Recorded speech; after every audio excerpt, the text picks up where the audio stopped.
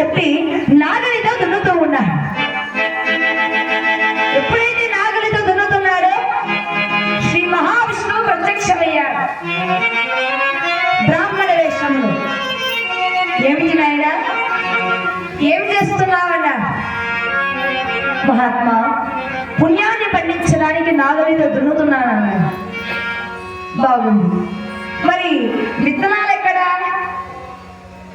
నా శరీరంలో విత్తనాలుగా వేస్తానన్నాడు గురు మహారాజ్. ఓహో సరే, మరి నేను ఆ విత్తనాలను చల్లనా? అంతకంటే మహాభాగ్యమా, చల్లను. నాగలితో దున్నడం పూర్తయినది. ఒక చేతిని నరికి ముక్కలు ముక్కలుగా చేసి ఇచ్చాడు గురు మహారాజ్.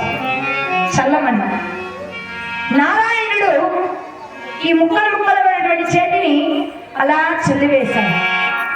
సరిపోలేదన్నా మరి యొక్క చేయిని ఇచ్చేశాడు విత్తనాలుగా చల్లమని. అయినను సరిపోలేదన్నా కాళ్ళను ఇచ్చేశాడు. కాళ్ళను కూడా ముక్కలు ముక్కలుగా చేసి చల్లి వేశాడు నారాయణ. అయినా సరిపోలేదన్నా శరీరం అంతా కూడా అర్పితం చేశాడు.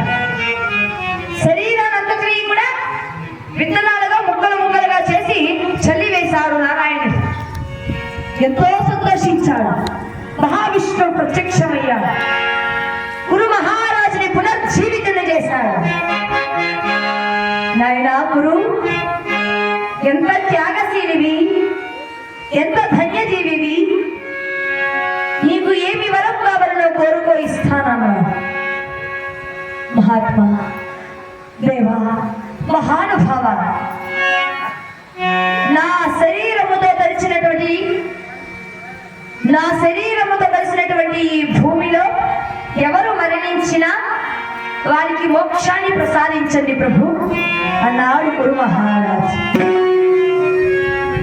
శ్రీ మహావిష్ణువు అన్నాడు, నాయన, ఈనాటి నుండి నీ పేరిట